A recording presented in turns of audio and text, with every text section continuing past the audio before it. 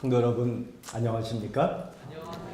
하나님 말씀 요한복음 8장 3절 서기관들과 바리새인들이 음행 중에 잡힌 여자를 끌어와서 가운데 세우고 예수께 말하되 선생이여 이 여자가 가늠하다가 현장에서 잡혔나이다. 모세는 율법에 이러한 여자를 돌로 치라 명하였거니와 선생은 어떻게 말하겠나이까? 그들이 이렇게 말함은 고발할 조건을 얻고자 하여 예수를 시험함이러라. 예수께서 몸을 굽히사 손가락으로 땅에 쓰시니 그들이 묻기를 마지 아니하는지라. 이에 일어나 이르시되 너희 중에 죄 없는 자가 먼저 돌로 치라 하시고 다시 몸을 굽혀 손가락으로 땅에 쓰시니 그들이 이 말씀을 듣고 양심의 가책을 느껴 어른으로 시작하여 젊은이까지 하나씩 나가고 오직 예수와 그 가운데 섰는 여자만 남았더라. 예수께서 일어나사 여자 외에 아무도 없는 것을 보시고 이르시되 여자여 너를 고발하던 그들이 어디 있느냐? 너를 정죄한 자가 없느냐? 대답하되 주여 없나이다. 예수께서 이르시되 나도 너를 정죄하지 아니하노니 가서 다시는 죄를 범치 말라 하시더라. 아멘. 오늘 저는 이 말씀을 중심으로 죄인답게 살라는 제목으로 하나님의 말씀을 증거하도록 하겠습니다. 프랑스의 루이 11세는 강력한 왕권을 세운 왕으로 알려져 있습니다. 하루는 왕이 나라의 점장이들이 백성들의 마음을 흐린다 하여 모든 점장이를 잡아 죽이라는 명령을 하게 되었습니다. 수많은 점장이들이 죽임을 당했고 그 당시 프랑스에서 가장 용하다고 소문난 점장이가 왕 앞에 잡혀와서 죽을 운명에 처하게 되었습니다. 왕은 그 점장이를 조롱하면서 어디 한번 너가 언제 죽을지 너의 운명을 점쳐보아라 이렇게 말을 했습니다. 만약에 점장이가 오늘 죽을 것 같다고 하면 내일 죽일 것이고 내일 죽을 것 같다고 하면 오늘 죽이려고 하는 그런 심산이었어요. 그래서 점장이가 사람의 운명을 결정하는 것이 얼마나 허무한 것인지 본보기로 삼을 셈이었습니다. 그런데 이 점장이가 그때 기치를 발휘한 것입니다. 한참 점을 보는 신용을 하더니 폐하, 점괘가 나왔습니다. 저의 운명은 폐하보다 사흘 먼저 죽는 것으로 나왔습니다. 여러분, 왕이 점장이를 죽였을까요? 못 죽였을까요? 아무리 담대한 왕이라 할지라도 점장이를 죽이면 사흘 후에 자신이 죽는다는 그 말이 겁이 나서 그를 죽일 수가 없었던 것입니다. 여러분, 오늘 본문 요한복음 8장은 이 8장에도 예수님을 그렇게 곤궁에 빠뜨리려고 하는 지도자들의 질문이 나옵니다. 이 본문은 우리에게 간음 중에 붙잡힌 여인의 이야기로 잘 알려져 있습니다. 예수님을 시기하던 서기관과 바리새인들이 간음 중에 붙잡힌 여인을 예수님 앞에 데리고 와서 질문합니다. 예수님, 이 여자가 간음 중에 붙잡혔습니다. 모세의 율법에 의하면 이런 여자는 돌로 치라 하였는데 선생님은 어떻게 하시겠습니까? 여러분, 만약에 예수님이 살려주라고 한다면 모세의 율법을 멸시한다고 비난하면서 율법을 생명처럼 여기는 그 유대인들에게서 예수님이 떠나도록 마음이 아주 갈라지도록 그렇게 할 참이었습니다. 반대로 예수님이 죽이라고 한다면 사람을 죽일 권세는 로마만 있었기 때문에 예수님이 권리를 남용한다고 하면서 로마에 고발할 참이었습니다. 어떻게 판결을 내리든지 예수님은 곤궁에 처할 수밖에 없게 되었지요. 그런데 여러분, 이 장면을 보면 뭔가 이상한 점을 우리가 발견할 수 있습니다. 그들이 인용한 모세의 율법 신명기 22장 22절에 보면 어떤 남자가 유부녀와 동침한 것이 드러나거든 그 남자와 여자를 둘 다 죽이라고 되어 있습니다. 그런데 여기 여자만 데려온 것입니다. 누가 보아도 예수님을 곤궁에 빠뜨리기 위하여 한 남자를 통하여 여자를 유혹하고 현장에서 여자만 붙잡아서 데려온 것이 분명한 것입니다. 이제 사람들의 시선이 예수님에게 집중되었습니다. 그들의 손에는 저마다 돌들이 들려져 있었습니다. 예수님은 그들에게 대답하는 대신에 갑자기 몸을 굽히사 땅의 손가락으로 무엇인가 쓰는 것이었습니다. 사람들은 대체 예수님이 무엇을 쓰시는지 한 걸음 한 걸음 다가와서 살펴보기 시작했습니다. 예수님이 갑자기 일어나시더니 너희 중에 죄 없는 자가 먼저 돌로 치라. 이렇게 말씀하시고 다시 굽어서 쓰시는 것입니다. 그런데요, 사람들이 예수님이 쓰는 것을 이렇게 보더니 슬금슬금 한 사람 한 사람 뒷걸음치더니 슬그머니 자기의 돌을 내려놓고 하나씩 둘씩 떠나기 시작한 것입니다. 여러분, 예수님이 무엇을 쓰셨을까요? 여기 영감의 글은 말합니다. 그들의 시선이 예수의 시선을 따라 땅바닥으로 쏠렸을 때 그들의 안색은 변하였다. 그들 앞에 그려져 있는 것은 그들 자신들의 생애에 숨은 죄의 비밀들이었다. 그들은 그들의 생애에 숨은 죄악이 무리들 앞에 공개될까 봐 두려워 떨면서 머리를 숙이고 눈을 땅에 떨어뜨린 채 한 사람 한 사람 그들의 희생자와 동정하시는 구주를 남겨두고 슬금슬금 도망쳐 버렸다. 여러분, 우리 예수님 참 멋진 분 아니십니까? 자신이 곤궁에 처할 상황에서 쉽게 빠져나올 수 있는 비결이 있었어요. 야, 왜 그런 판결을 나한테 물어보냐? 너희 제사장에게 가서 물어봐. 이렇게 빠져나오면 예수님은 어려울 일이 없었어요. 그러나 예수님은 그 가련한 죄인으로 훈련받은 그 여인 하나 구원하기 위하여 구피사 땅바닥에 쓰시면서 최선을 다해서 애쓰시는 예수님의 모습이 제 머리 가운데 그려지는 거예요. 아멘. 여러분, 예수님은 그냥 지나치지 않으셨어요. 예수님은 죄로 인해 죽을 수밖에 없는 저와 여러분의 운명을 그냥 지나치지 않으시고 굽히셔서 땅에 쓰신 겸손의 모습으로 하늘 보좌를 버리시고 이 땅에 마구간에 태어나시고 십자가에서 처절한 죽음을 당하시면서 우리 죄값을 치르시고 우리를 그렇게 구원하고 애쓰신 주님의 사랑을 인하여 여러분 감사하게 되시기를 간절히 바랍니다. 아멘. 여기 보니까 예수님이 그들의 죄를 땅에 기록했다고 하셨어요. 예수님이 그들의 죄를 알고 있다면 너 정말 칠 자격 있냐? 너 어제 뭐 했냐? 하면서 이렇게 공개적으로 말할 수 있을 텐데 그저 그 사람만 보고 깨달으라고 땅에 기록하시는 거예요. 손가락으로. 그런데 신명기 9장 10절에 보면 하나님이 율법을 주실 때도 돌판에 손으로 기록하셨다고 했어요. 사람은 은혜는 물 위에 쓰고 원수는 돌판에 기록한다고 하지요. 그런데 주님은 율법은 돌판에 기록하지만 그 율법을 범한 우리의 죄는 흙에다 기록하시는 거예요. 아멘. 우리가 보고 낙심할까 봐 언제든지 지우면 지워질 수 있게 그래 너희가 연약하여 죄를 범할지라도 너희가 회개하면 내가 용서해 줄 거야 하는 그런 심정으로 우리의 죄를 흙에 기록하시는 하나님의 자비를 생각합니다. 여러분, 우리의 죄가 아무리 크다 할지라도 하나님의 용서가 훨씬 큼을 믿으시고 하나님 앞에 나오게 되시기를 간절히 바랍니다. 아멘. 우리는 오늘 이 요한복음 8장의 사건을 그저 2000년 전에 예수님이 기지를 발휘하여서 위기를 모면하고 한 여인을 구원하신 과거의 사건으로 그렇게 이해하고 넘어가서는 절대로 안 되는 것입니다. 여러분, 율법을 어기고 죽을 운명에 처한 그 여인의 신세는 바로 우리의 신세였고 그들을 정죄하던 그들의 정죄는 바로 사단의 정죄였습니다. 돌로 쳐 죽이라는 명령은 돌판에 기록된 율법을 어기고 그 율법의 정죄를 받아 죽어야 하는 우리의 운명을 상징하는 것이었습니다. 하나님은 이 사건을 통하여 하나님의 율법과 은혜와의 관계를 우리가 분명히 이해하기를 원하시는 것입니다. 여러분, 여기 로마서 7장에는 참 재미있는 말씀이 있어요. 로마서 7장 1절에 형제들아 내가 법 아는 자들에게 말하노니 너희는 그 법이 사람이 살 동안만 그를 주관하는 줄 알지 못하느냐. 남편 있는 여인이 그 남편 생전에는 법으로 그에게 매인바 되나 만일 그 남편이 죽으면 남편의 법에서 벗어나느니라. 그러므로 만일 그 남편 생전에 다른 남자에 가면 음녀라. 그러나 만일 남편이 죽으면 그 법에서 자유롭게 되나니 다른 남자에게 갈지라도 음녀가 되지 아니하느니라. 여러분, 성경은요 우리의 운명을 율법이라는 남편과 결혼한 운명으로 그렇게 설명하고 있는 것입니다. 다시 말하면 우리는 태어나면서부터 율법의 지배를 받는 율법의 아내로 그렇게 태어났다는 것입니다. 여러분, 율법이라는 남편이 좋은 남편이에요? 나쁜 남편이에요? 좋은 남편이에요? 나쁜 남편이에요? 로마서 7장 12절에 보면 그 율법이라는 남편은 거룩하고 의롭고 선한 남편이라고 하였습니다. 한치의 흐트러짐도 없고 의롭고 정확한 남편이에요.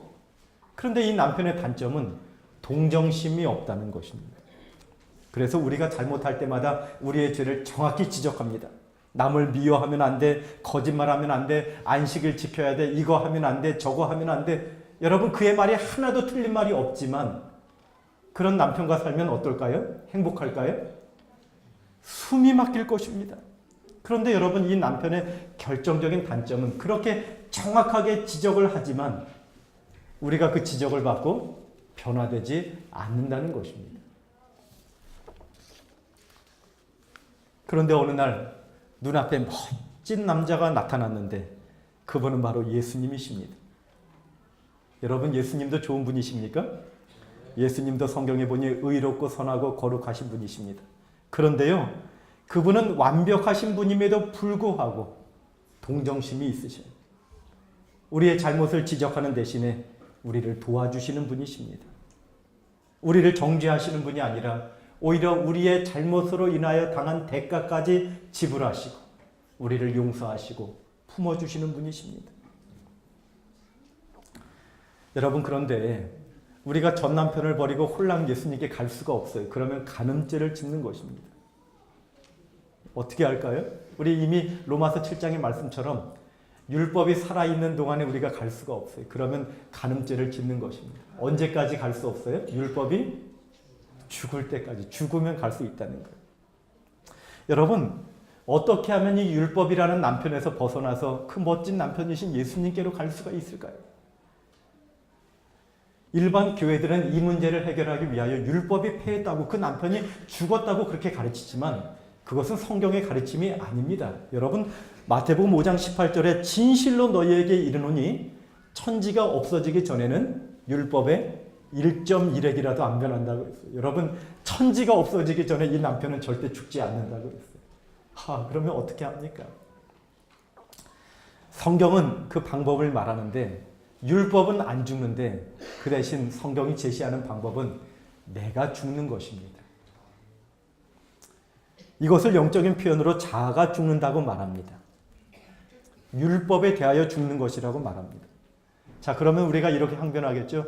아니, 목사님, 내가 죽으면 그 사랑하는 남편과도 살 수 없는데 무슨 의미가 있겠습니까? 이렇게 말하는데 여러분, 성경은 자아를 죽이면 주님께서 십자가의 능력으로 다시 살려주셔서 그 새 남편인 예수님과 행복하게 살 수 있는 길을 열어주신다고 약속하신 것입니다. 여기 로마서 7장 4절을 같이 한번 읽어보십시다. 시작. 그러므로 내 형제들아, 너희도 그리스도의 몸으로 말미암아 율법에 대하여 죽임을 당하였으니 이는 다른 이 곧 죽은 자 가운데서 살아나신 이에게 가서 우리가 하나님을 위하여 열매를 맺게 하려 함이라. 우리의 힘으로는 절대로 율법의 요구를 이룰 수 없고 노력해도 안 되는 것입니다. 그러한 신앙에는 신앙의 즐거움이 없는 것입니다. 그런데 우리가 죽는 거에 날마다 자아를 죽이고 내 스스로는 그 율법의 요구를 이룰 수 없어 하고 그렇게 자아를 죽일 때 성령께서 내 안에 역사하셔서 나를 다시 한번 성령의 능력으로 살리셔서 예수님과 함께 살면서 그 열매 맺는 그런 삶을 살게 해주시겠다고 약속하신 것입니다. 사도 바울은 이것을 깨닫고 고백하기를 고린도전서 15장 31절 나는 날마다 죽노라 이렇게 고백한 것입니다. 시대의 소망 253페이지에 523페이지 자기 자신을 포기하는 것, 이것이 그리스도의 가르침의 요지이다 이렇게 말하고 있는 것입니다. 자, 드디어 이 율법주의 남편 앞에서 내 자아를 죽였어요. 그리고 사랑의 예수님과 결혼을 하게 됩니다. 그런데 그 전에 뒤었던 상처가 있어서 예수님에게 말합니다. 예수님, 저는 새롭게 결심했지만 그 전 남편이 요구한 것처럼 저는 그렇게 요구를 드릴 수가 없어요. 저 요리 잘 못합니다. 저 아내로서 잘 역할을 잘 못할 것 같습니다. 이렇게 내가 스스로 할 수 없다고 예수님께 고백하는 것이 자아가 죽는 거예요. 그런데 예수님께서 말씀하시기를 걱정 마. 내가 도와줄게. 이것이 바로 성령의 약속인 것입니다. 너가 할 일은 내가 죽도록 너를 사랑하는 것처럼 너도 나를 사랑하기만 하면 돼. 이렇게 말씀하시는 거예요. 씻기를 무척이나 싫어하는 아이가 있었습니다. 어머니가 매일 잔소리합니다. 제발 머리가 마라, 제발 씻고 다녀라. 잔소리해도 바뀌지가 않는 거예요. 늘 몸에서는 땀 냄새가 나고 머리에서는 비듬이 떨어졌어요. 근데 이 아이가요, 어느 날부턴가 시키지도 않았는데 매일 학교 갔다 오면 목욕을 하고요, 하루에도 3번씩 머리를 감는 거예요. 심지어는 향수까지 뿌려요. 콧노래를 부르면서. 무슨 변화가 생긴 것입니까? 좋아하는 여자친구가 생긴 것입니다. 여러분, 우리가 그저 예수님을 사랑하기만 했는데, 그저 그 은혜를 붙들기만 했는데, 나도 모르게 그 율법의 요구대로 자연스럽게 순종하며 살고 있는 그런 모습을 발견하게 되는 것입니다. 그것은 억지로 시켜서 되는 일이 아니라 자발적으로 되돌아 하는 것입니다. 여러분, 성경은 이것을 이렇게 표현하고 있습니다. 율법이 육신으로 말미암아 연약하여 할 수 없는 그것을 하나님은 하시나니 곧 죄로 말미암아 자기 아들을 죄 있는 육신의 모양으로 보내어 육신의 죄를 정하사 육신을 따르지 않고 그 영을 따라 행하는 우리에게 율법의 요구가 이루어지게 하려 하심이니라. 아멘. 여러분, 우리 노력으로는 절대로 율법에 순종할 수가 없지만 우리가 예수님의 사랑과 은혜에 젖을 때 자연스럽게 그렇게 순종하며 살 수 있다는 사실을 기억하게 되시기를 간절히 바랍니다. 이 내용을 영감의 글은 이렇게 설명합니다. 사람이 죄에서 벗어나서 성결하여 지려면 먼저 마음속에서 동작하는 능력이 있어야 하나니 곧 위로부터 새 생명을 받아야 한다. 이 능력은 곧 그리스도이시다. 오직 그의 은혜만 이 죽은 심령의 기능에 생기를 주어서 그것을 하나님께로, 즉 거룩한 대로 이끌 수 있는 것이다. 아멘. 여러분, 우리가 주님 앞에 죄인임을 인정하십시다. 우리 스스로 의롭게 될 수 없음을 인정하십시다. 아니, 우리는 인정할 뿐만 아니라 죄인답게 살아야 합니다. 여러분, 죄인답게 산다는 것이 무엇입니까? 죄인답게 산다는 것은 첫 번째로 남을 정죄하지 말자는 것입니다. 오늘 예수님이 말씀하셔요. 너희 중에 죄 없는 자가 먼저 돌로 치라. 이 바리새인들과 서기관들은 자신들은 의롭고 이 여인은 죄인이기 때문에 이 여인을 돌로 칠 자격이 본인들에게 있다고 생각했습니다. 그러나 예수님이 흙에 쓰시는 글을 보면서 나도 이 여인과 똑같이 돌 맞아 죽을 죄인이구나. 이 여인은 드러나서 죽임을 당해야 될 운명이지만 나는 드러나지만 않았을 뿐이지 나도 똑같은 죄인이구나. 이렇게 깨닫게 된 것입니다. 여러분, 그렇지 않습니까? 우리가 남의 잘못을 함부로 지적하기 전에 우리가 정말 그럴 자격이 있는가? 우리도 똑같이 죽을 죄인이 아니겠습니까? 그러므로 우리가 남을 함부로 비판하거나 정죄하는 그런 사람이 되어서는 안 되겠습니다. 여기 영감의 글은 말합니다. 다른 사람의 잘못을 고치는 것이 그들의 의무라고 생각하는 사람들이 있다. 다른 사람들에게서 흠과 점을 찾는 것이 그들의 타고난 정서에 맞는다. 그들은 책망할 어떤 것을 부지런히 지켜보며 생각이 점점 더 좁아지다가 결국 말 한마디 때문에 어떤 일을 범죄자로 만들 채비를 갖추게 된다. 이 정신은 전적으로 그리스도와 같지 않은 정신이며 불화와 논쟁을 일으킨다. 이 비난하는 정신이 점차 교인들의 마음에 들어와 결국 온 교회를 그 영향으로 부풀게 하고 그 결과 진정한 경건이나 그리스도의 정신이 거의 남지 않게 된 것을 보았다. 사랑하는 여러분, 우리 예수님 말씀하셔요. 나도 너를 정죄하지 아니하노니. 죄 없으신 예수님도 그렇게 정죄하지 않으시는데 우리가 남을 함부로 비판하거나 정죄하는 그런 백성이 되지 않도록 결심하십시다. 우리가 태평양 같은 은혜로 구원을 받았는데 호리병같이 작은 마음을 품고 남을 그렇게 정죄하는 백성이 되었어야 되겠습니까? 여러분, 그저 나 같은 죄인 살리신 주님의 은혜 감사합니다 하면서, 선지자는요, 남의 잘못 10개 찾아내는 것보다 너 자신의 잘못 하나 찾아내는 것이 더 가치 있다고 말했습니다. 그렇게 비판하는 대신에 사랑하며 감싸주며 살게 되시기를 간절히 바랍니다. 여러분, 두 번째로 죄인답게 살라는 의미는 끊임없이 예수님을 의지하라는 것입니다. 다시 한번 말씀드립니다만 우리는 스스로 의롭게 될 수 없는 죄인입니다. 우리가 죄인답게 산다는 것은 우리의 유일한 안전은 예수님을 붙잡을 때만 안전하다는 사실을 기억하는 것입니다. 마치 베드로가 예수님을 바라볼 때에는 물 위를 걸을 수 있었지만 그의 시선을 놓쳤을 때 물에 빠질 수밖에 없었던 것처럼 우리는 예수님을 의지할 때만 안전한 것입니다. 우리가 쓰러지면 그것은 예수님을 놓은 증거라는 것이죠. 여기 시대의 소망에는 이렇게 기록되어 있습니다. 같이 읽어볼까요? 하나님께 끊임없이 의지할 필요를 깨닫지 못하는 자들은 시험에 지고 말 것이다. 자신의 연약함을 깨닫고 확고부동하게 예수를 바라봄으로써만 우리는 안전하게 행할 수 있다. 여러분, 예수님이 여인에게 나도 너를 정죄하지 아니하노니 가서 다시는 죄를 짓지 말라고 했어요. 여러분, 그 다음에 여인이 죄를 또 지었을까요? 안 지었을까요? 지었을까요? 안 지었을까요? 여러분, 인간은 연약하여 언제 쓰러질지 모르는 존재입니다. 아마 이 여인이 또 실패했을 것입니다. 그러나 그 여인에게 달라진 점이 있습니다. 이전에 율법적인 신앙을 할 때는 그렇게 쓰러질 때마다 절망하고 자포자기하고 나는 어쩔 수 없나 봐 그렇게 생각했는데 예수님의 놀라우신 은혜를 경험한 후에는 그녀의 마음 가운데 쓰러졌을 때 나도 너를 정죄하지 아니하노니 하는 주님의 음성이 생각이 나는 거예요. 그래서 그녀의 연약한 죄 때문에 예수님을 십자가에 못 박게 했다는 그 죄를 미워하는 마음이 마음 가운데 죄를 지을 때마다 더 강하게 생겨서 내가 다시는 이러지 말아야지 하고 주님 좀 도와주세요 하고 새로운 결심으로 다시 오뚜기처럼 일어나게 되었다는 것입니다. 그리고 다시 일어나서 다시 한번 회개하고 성령께 자신을 굴복하는 삶을 살지 않았을까요?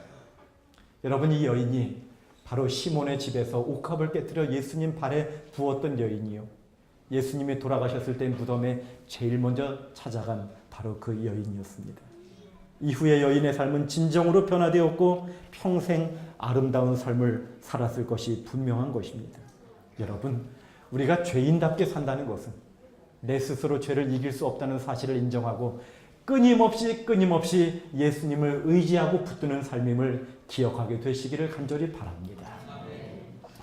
저는 이제 말씀을 마치면서요, 여러분 앞에 한 재판의 이야기를 말씀드릴까 합니다. 지난 2010년에 서울 서초동의 가정법원에서 있었던 일입니다. 피고석에는 16살의 앳된 소녀가 앉아 있었습니다. 폭행과 절도, 어린 나이에 벌써 전과 14범이 된 것입니다. 또 죄를 짓고 법정에 서게 되었어요. 어머니가 훌쩍거리면서 고개를 숙이고 앉아 있었습니다. 그런데 이 소녀에게는 조금도 반성의 기미가 보이지 않는 것입니다. 재판정에는 김귀옥 여성 판사가 앉아 있었습니다. 모든 심리가 끝나고 선고를 해야 될 순간이었습니다. 소녀는 긴장한 듯이 눈을 감고 선고를 기다리고 있었습니다. 그런데 갑자기 이 판사는 선고를 내리는 대신에 소녀에게 따라하라고 하는 것입니다. 나는 세상에서 가장 예쁘게 생겼다. 따라해. 이 소녀가 작은 소리로 따라하는 거예요. 다시 시킵니다. 나는 이 세상에서 두려울 것이 없다. 나는 못할 것이 없다. 나는 혼자가 아니다. 이 소녀는 어색한 듯이 판사가 하는 말을 따라했습니다. 갑자기 판사가 재판정에 있는 사람에게 말하기 시작합니다. 여러분, 이 아이는 작년 초까지만 해도 우수한 성적으로 학교를 다니며 간호사가 꾸민 친구였습니다. 그런데 작년 초 여러 명의 남학생들에게 집단 폭행을 당하고 입원 치료를 받게 되었습니다. 홀어머니는 충격으로 건강에 이상이 오게 되었고 이 아이는 그날부터 비행 청소년들과 어울리며 범행을 저지르고 다녔습니다. 이 아이는 지금 가해자로 섰습니다. 그러나 이 아이가 이렇게 된 데에는 여러분과 저의 책임도 있습니다. 이 아이가 다시 긍정적으로 자존감을 갖게 하려면 우리가 도와주어야 합니다. 여러분, 이렇게 말하는데 판사의 눈시울이 붉어졌습니다. 그리고 소녀에게 말합니다. 얘야, 이 세상에서 가장 소중한 사람은 바로 너야. 그 사실만 잊지 마. 너는 혼자가 아니야. 그리고 두 손을 뻗어서 소녀의 손을 잡았습니다. 마음 같아서는 꼭 안아주고 싶지만 너와 나 사이에 법대가 가로막혀 이 정도밖에 할 수 없구나. 소녀는 그날 불처분 판결을 받았습니다. 판사와 소녀 그리고 어머니, 그날 참여한 참여관, 실무관, 방청인까지 모두 눈물 바다가 되었습니다. 여러분, 그날 이후에 소녀는 다시는 법정에 서는 일이 없어졌습니다. 사랑하는 여러분, 율법의 선고에 따라 죄로 죽어야 할 우리의 운명이 바로 가늠 중에 붙잡힌 그 여인의 운명이었습니다. 그러나 예수님은 사랑과 은혜로 우리 죄를 용서하시고 우리를 살려주셨습니다. 그리고 이렇게 선고하십니다. 나도 너를 정죄하지 아니하노니 가서 다시는 죄를 짓지 말라. 여러분, 바로 이러한 주님의 용서와 은혜가 나를 살려주시고 나로 하여금 믿음의 삶을 살도록 도와주시는 하나님의 능력임을 믿게 되시기를 간절히 바랍니다. 여러분, 우리가 너무 의인인 척 살지 말도록 하십시다.